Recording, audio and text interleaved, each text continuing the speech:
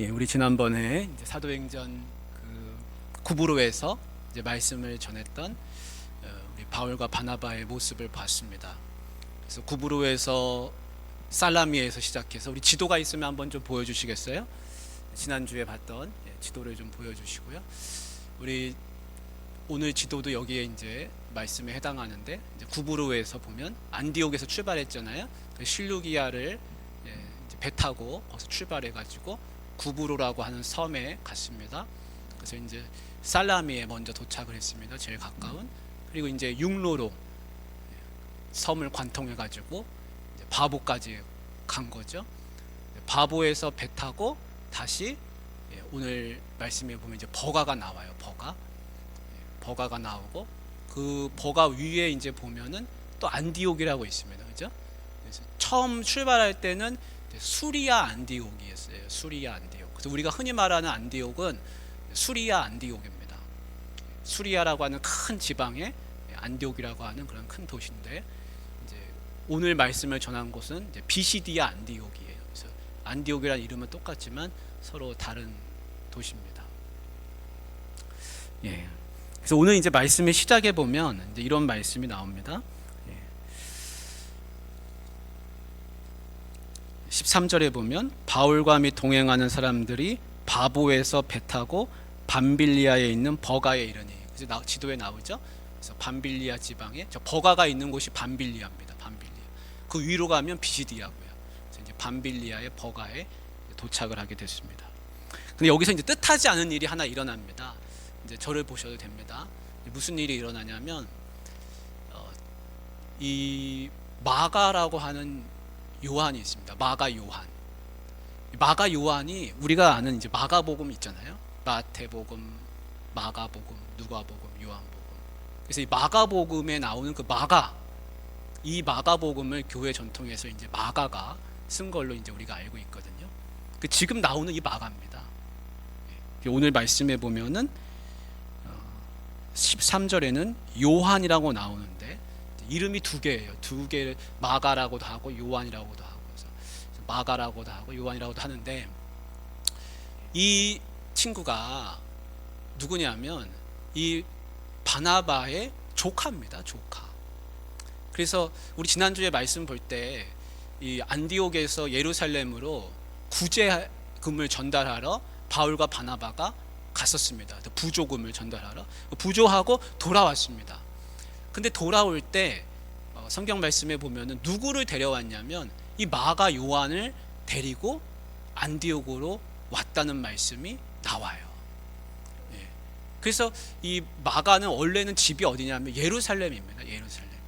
우리가 마가의 다락방 오순절 사건이 일어난 곳, 거기를 우리가 이제 마가의 집이라고 생각하고 있거든요. 마가의 어머니 마리아 또 성경에 나오고. 근데 아무튼 이 마가가 이제 중요한 사람입니다. 근데 분명히 이 마가를 데리고 갔어요. 그래서 성경에서 나오는 이 첫 번째 바울과 바나바의 전도 여행에서 등장하는 사람은 세 사람입니다. 바울, 바나바, 마가라고 하는 요한. 근데 그 마가가 버가까지 같이 갔다가 13절 말씀에 보면 그들에게서 떠나 어디로 갔습니까? 예루살렘으로 돌아가 버렸습니다. 그래서 이제 성경이 침묵하고 있죠. 왜 돌아갔는지는 몰라요.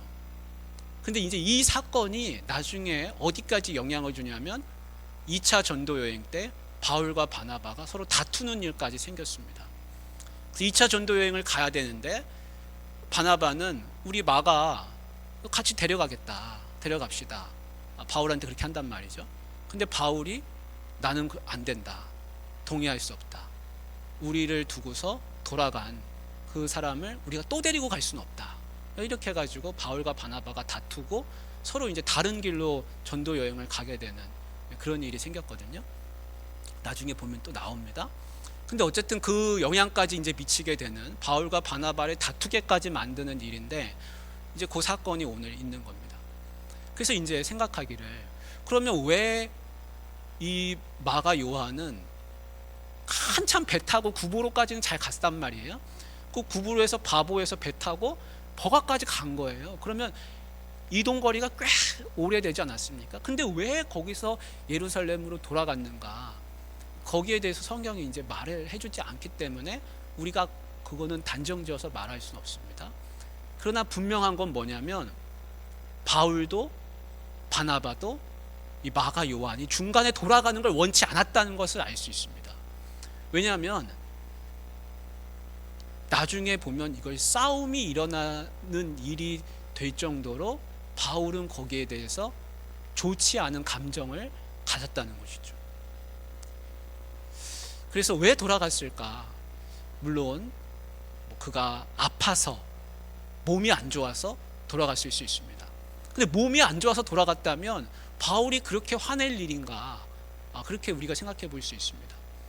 그러면 그가 열정이 식어서 라고 할 수 있는가? 그러면 처음에 출발할 때 그는 전혀 열정이 없었을까? 그런 생각을 해보게 되는 것이죠.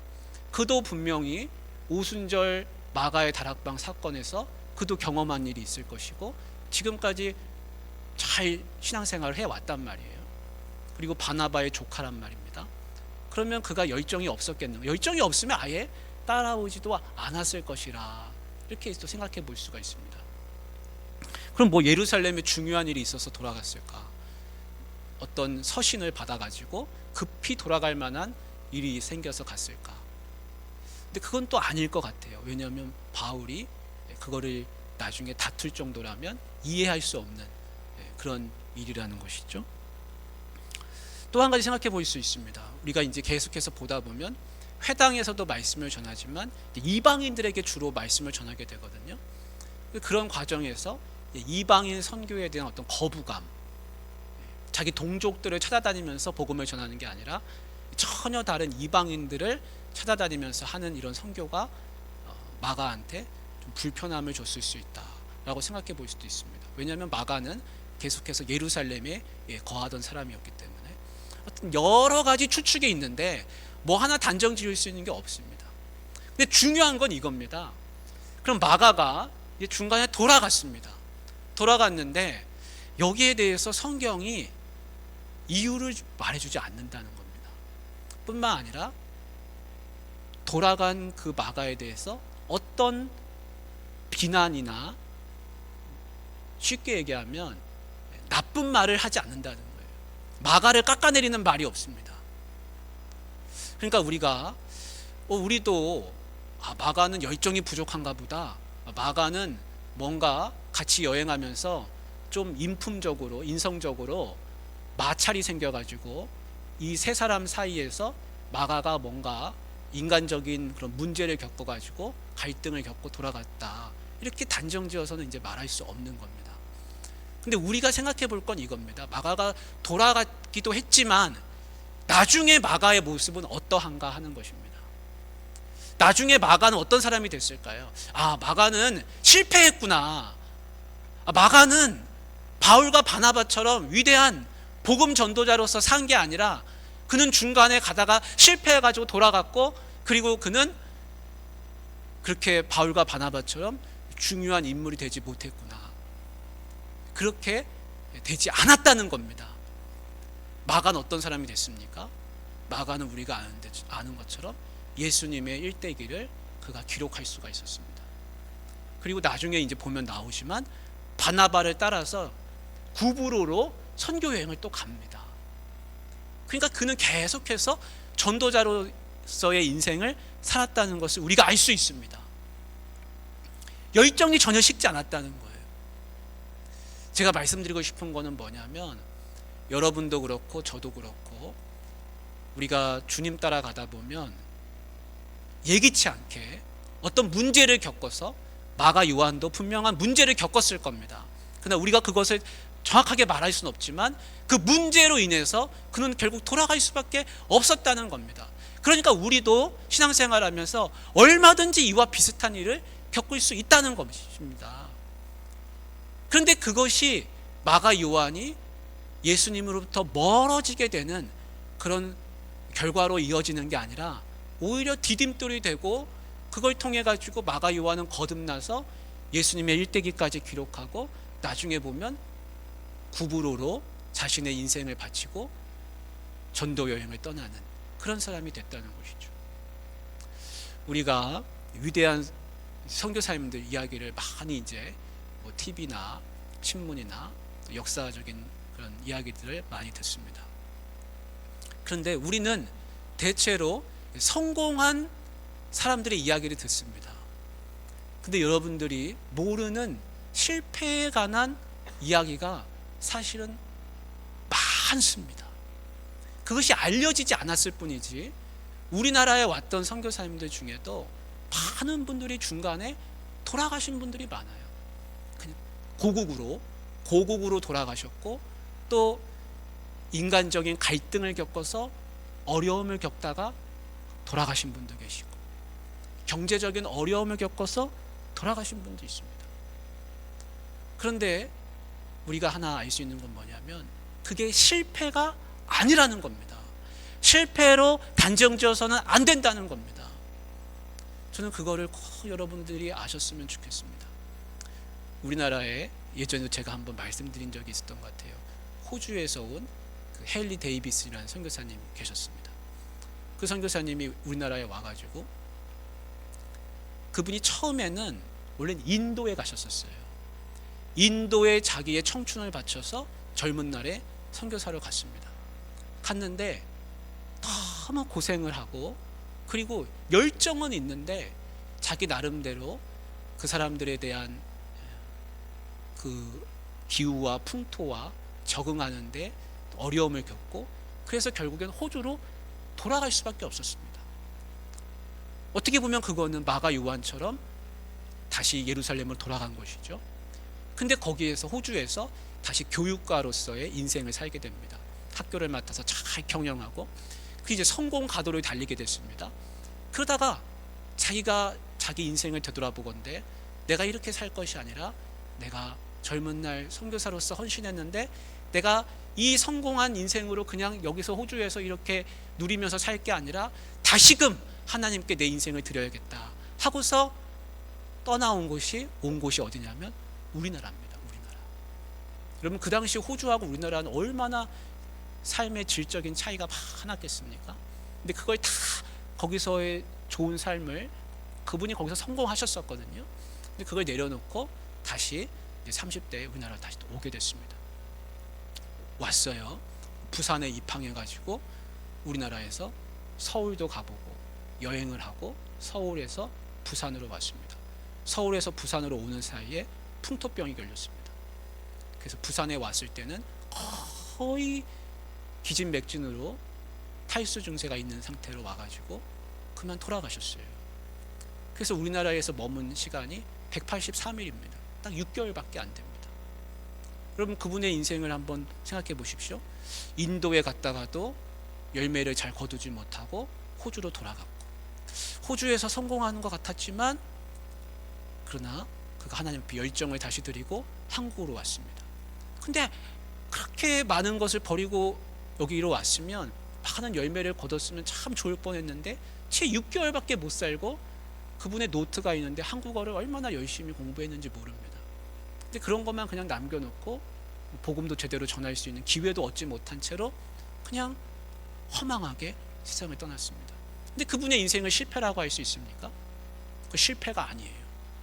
왜냐하면 그분의 죽음 뒤로 호주 선교회가 자극을 받고 도대체 한국이라는 나라, 이 조선이라는 나라는 도대체 어떤 나라인가 관심을 갖게 되고 많은 선교사님들이 그 뒤로 오게 됐습니다. 그래서 그분의 인생이 실패 같지만 실패하지 않은 인생이 된 것이죠. 우리나라에 복음을 전하러 오신 많은 분들이 있습니다.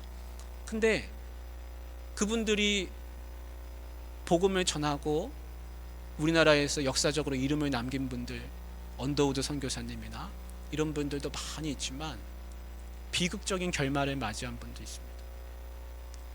어떤 분은요, 스스로 목숨을 끊은 분도 있어요. 왜냐하면 우울증에 시달리고 병적인 증세가 와서 그렇게 세상을 떠나가신 분도 있습니다. 또 어떤 분은요, 자식을 잃고 슬퍼하다가 시르에 빠져서 그만 돌아가신 분도 있고 여러 경우가 있습니다.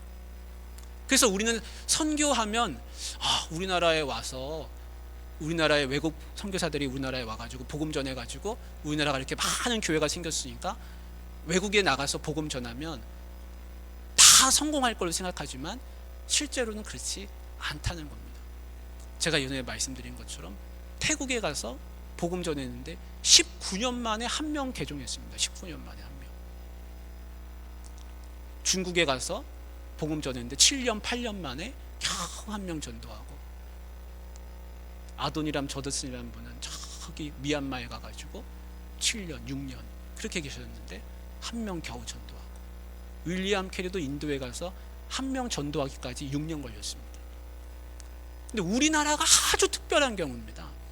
그래서 우리는 선교하면 굉장히 로망이 있고, 가서 복음 전하면 씨를 뿌리면 그 씨가 다 자라나가지고 거대한 나무가 생기고 열매가 맺힐 걸 생각하지만 실제로 그 역사는 그렇지 않다는 겁니다.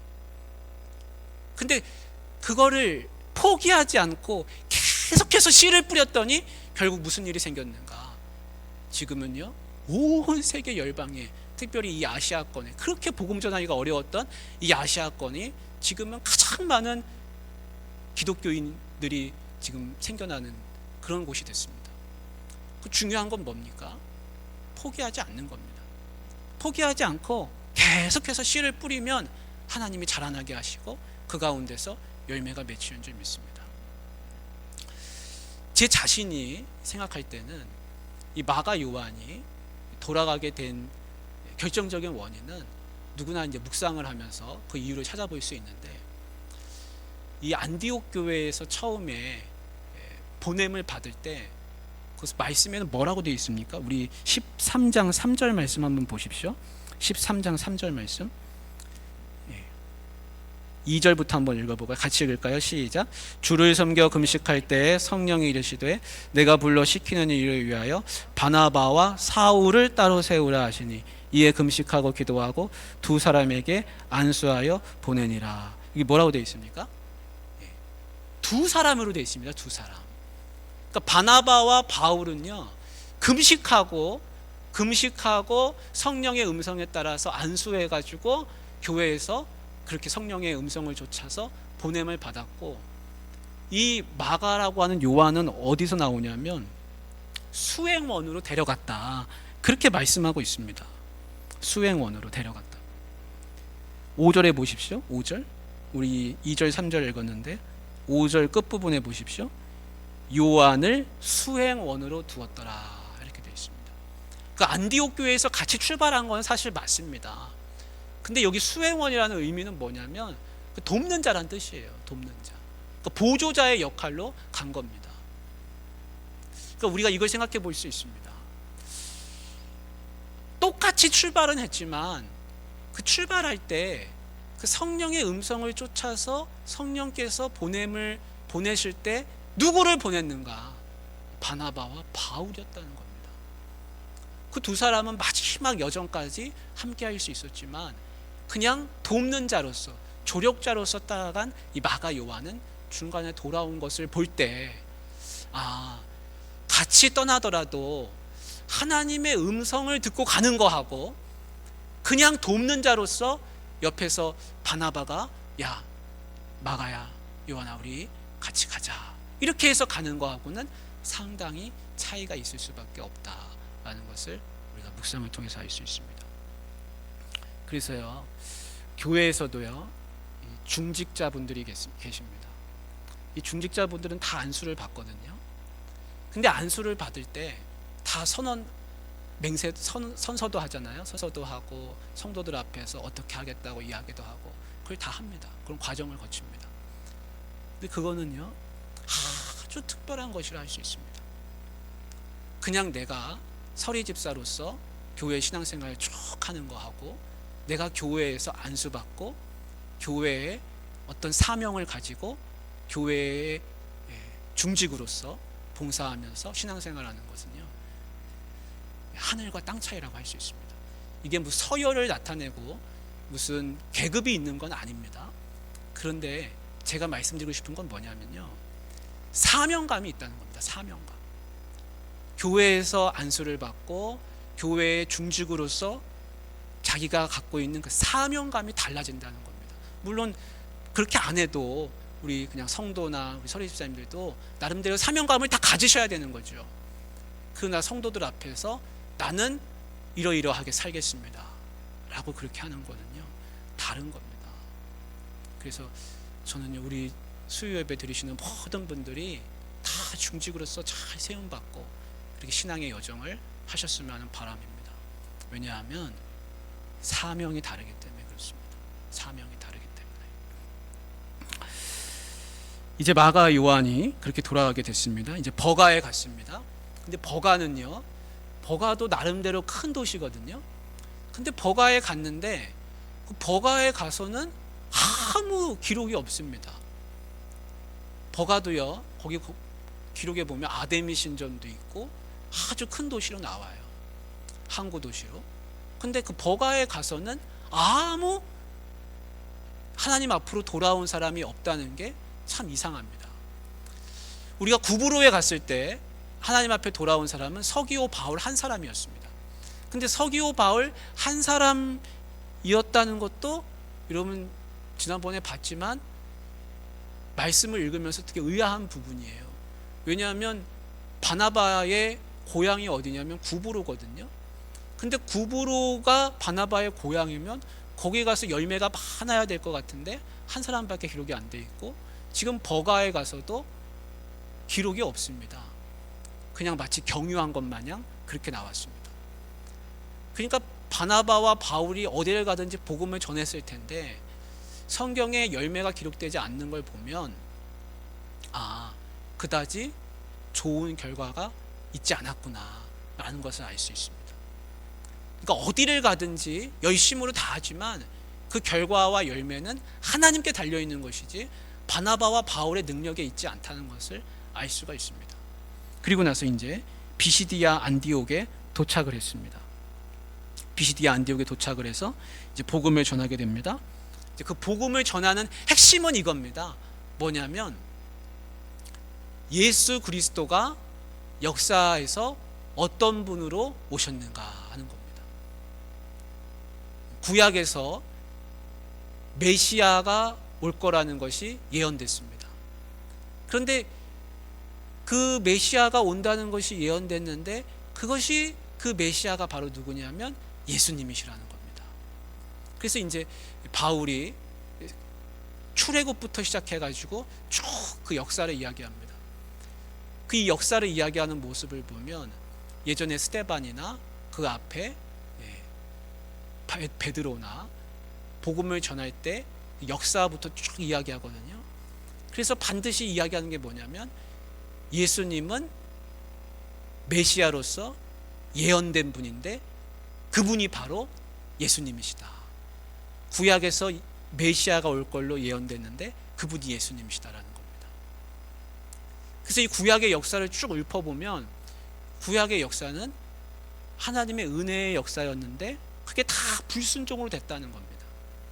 애굽에서 출애굽할 때는 하나님의 은혜로 출애굽을 했습니다.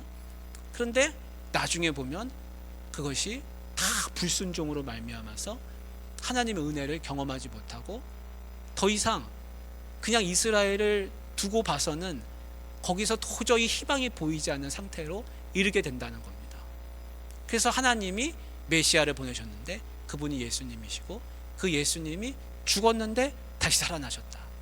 그리고 그 예수님을 믿으면 죄사함의 은혜를 얻는다라는 것입니다. 그래서 우리가 그 말씀을 잠깐 좀 보겠습니다. 우리 2장 7절 말씀, 우리 시편 2장 7절인데 오늘 말씀에는 몇 절이죠? 33절입니다. 33절 같이 한번 읽겠습니다. 시작. 곧 하나님이 예수를 일으키사 우리 자녀들에게 이 약속을 이루게 하셨다 함이라. 시편 둘째 편에 기록한 바와 같이 너는 내 아들이라 오늘 너를 낳았다 하셨고. 그래서 시편 2편 2절에 보면 2편 7절에 보면 내가 여호와의 명령을 전하노라 여호와께서 내게 이르시되 너는 내 아들이라 오늘 내가 너를 낳았도다 라는 말씀이 있습니다. 그래서 이 말씀이 원래는 왕을 세울 때 왕의 대관식이 있을 때 하는 말씀인데, 이 말씀을 바울이 인용하면서 예수 그리스도가 하나님의 아들이시라는 겁니다. 그리고 마가복음에 1장 11절에도 보면 하늘로부터 소리가 나기를 너는 내 사랑하는 아들이라 내가 너를 기뻐하노라 하시니라. 그래서 예수님이 세례를 받을 때 하늘에서 울렸던 너는 내 아들이라, 이 말씀이 시편 2편 7절에서 있었던 말씀인데 마가복음 1장 11절에서 그것이 또 나오고 계속해서 예수님에 대해서 증언하는 것은 뭐냐면 예수님이 하나님의 아들이시라는 겁니다. 그래서 이 구약의 말씀을 인용하면서 바울이 증언하는 건 뭐냐면 예수님이 하나님의 아들이시고, 그리고 시편 16편 10절에 있는 말씀인데 그 말씀이 35절을 한번 같이 읽어보겠습니다. 시작. 또 다른 시편에 일렀으되 주의 거룩한 자로 썩음을 당하지 않게 하시리라 하셨느니라. 시편 16편 10절 제가 읽어드리겠습니다. 이는 주께서 내 영혼을 수울에 버리지 아니하시며 주의 거룩한 자를 멸망시키지 않으실 것임이니이다. 이런 말씀이 나옵니다.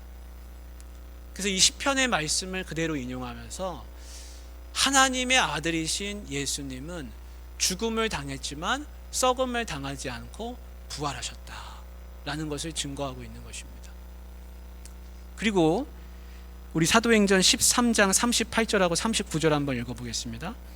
38절 39절 시작. 그러므로 형제들아 너희가 알 것은 이 사람을 힘입어 죄사함을 너희에게 전하는 이것이며 또 모세의 율법으로 너희가 의롭다 하심을 얻지 못하던 모든 일에도 이 사람을 힘입어 믿는 자마다 의롭다 하심을 얻는 이것이니라. 이게 무슨 얘기입니까? 하나님의 아들이시고 그분이 죽었다가 살아나셨는데, 여러분 사람은 왜 죽습니까? 사람이 죽는 이유는 딱 한 가지거든요. 죄 때문에 죽는 겁니다.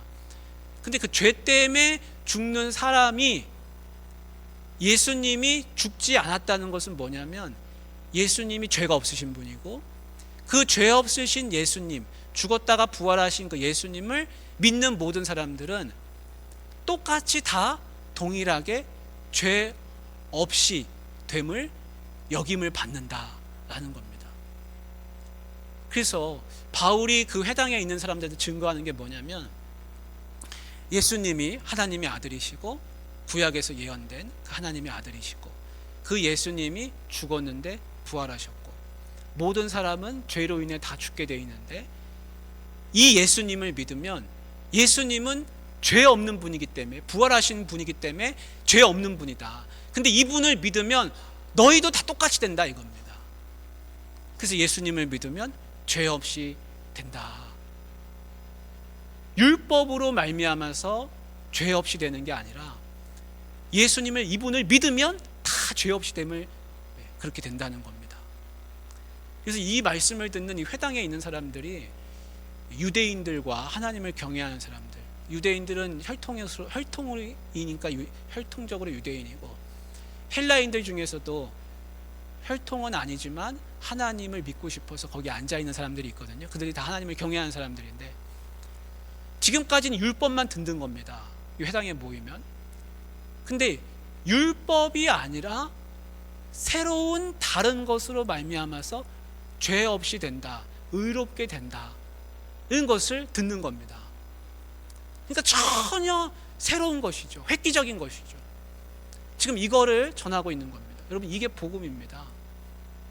율법을 지켜서 내가 의롭게 되고 구원받고 여기서 죄 없이 된다는 것은 구원이거든요. 내가 구원받고 이런 것이 아니라 그 돌아가셨다가 살아나신 그 예수님이라고 하는 분, 그분이 하나님의 아들이라고 지금 바울이 주장하고 있는데 그분을 믿으면 죄 없이 된다는 겁니다. 죄 용서 받는다는 겁니다. 그러면 구원받는 것이죠. 그렇게 된다는 겁니다. 그래서 이 복음을 이제 전함으로써 인해 가지고 사람들이 예수님을 믿게 되는 겁니다. 예수님이 하나님의 아들이시고 예수님 죽었다 살아나셨고 예수님 믿으면 죄 용서 받는다. 이 얘기를 가장 싫어하는 사람은 누굴까요? 이 얘기를 가장 싫어하는 사람은 유대인들입니다. 유대인들. 왜냐하면 유대인들은 오직 율법이기 때문에, 오직 율법을 지켜야 의롭게 되고 율법으로 말미암아 구원받는다, 그것만 바라보고 있기 때문에 지금 바울이 하는 거하고는 완전하게 서로 상반되는 주장이 되는 것이죠. 그래서 이때부터 아주 강한 핍박이 이제 시작됩니다. 그래서 우리가 말씀을 다 읽지는 않았지만 나중에 이제 그 핍박 이야기가 또 나오게 되는 것이죠. 사랑하는 우리 귀한 성도님들, 우리가 마가 요한의 이야기를 들었고 또 우리 바울이 전하는 복음의 이야기를 들었는데, 우리나라에 왔던 많은 선교사님들이 씨를 뿌렸지만 그 씨가 지금의 우리가 되었습니다. 그런데 우리가 생각하기에는 어디를 가든지 복음 전하면 다 복음이 전해지는 것 같지만 사실은 그렇지 않다는 걸 잘 생각해야 됩니다. 그러니까 우리가 내가 예수 믿은 것은 은혜로구나, 나도 안 믿을 뻔했고 내 조상들도 안 믿을 뻔했는데 하나님이 은혜를 주셔가지고 우리나라는 특별한 은혜를 경험하고 있구나 라는 것을 생각하지 않을 수가 없습니다. 예전에 태국에 가셨던, 우리나라가 1950년대에 태국에다 선교사님을 보냈거든요. 근데 그 태국에 가셨던 선교사님이 김순일이라는 선교사님이 있습니다. 근데 그분이 나중에 돌아와서는 그 태국 선교를 회고하기를 뭐라고 했냐면, 마치 선교가 젖은 나무에다가 불 붙이는 것 같더라. 장작을 피워가지고 불을 떼야 되는데 젖은 나무 장작에다가 불 피우는 것처럼 그렇게 힘들었다는 겁니다. 여러분, 젖은 나무에다 장작에다 불 피우면 연기는 나지만 불은 붙지 않습니다. 그러니까 열매가 없는 겁니다. 그러니까 얼마나 힘들고 어렵겠습니까? 근데 열매가 없는 게 아니라 우리나라는 열매가 차고 넘쳐가지고 둘러보면 다 십자가고 어디를 가든지 예수님 믿는 사람들이 널려있고, 그런 가운데 우리가 신앙생활을 하고 있습니다. 마가 요한이 돌아갔지만 여러분, 그것이 또 실패가 아니라 새로운 하나님의 길이 열림으로 인해서 마가가 새로운 길을 가게 되는 그런 역사가 이루어지는데, 우리 귀한 성도님들, 오늘 말씀 보면서 하나님의 은혜는 실패함이 없구나, 마가 요한을 통해서도 역사하시고 또 우리나라에 오신 많은 선교사님들을 통해서도 그 은혜가 역사가 이루어져서 나에게까지 흘러왔구나, 이 복음이 나를 통해서도 다른 곳으로 또 흘러가기를 그렇게 바라고 구원 소망하시기를 주님의 이름으로 축복합니다. 우리 좀 같이 기도하면 좋겠습니다.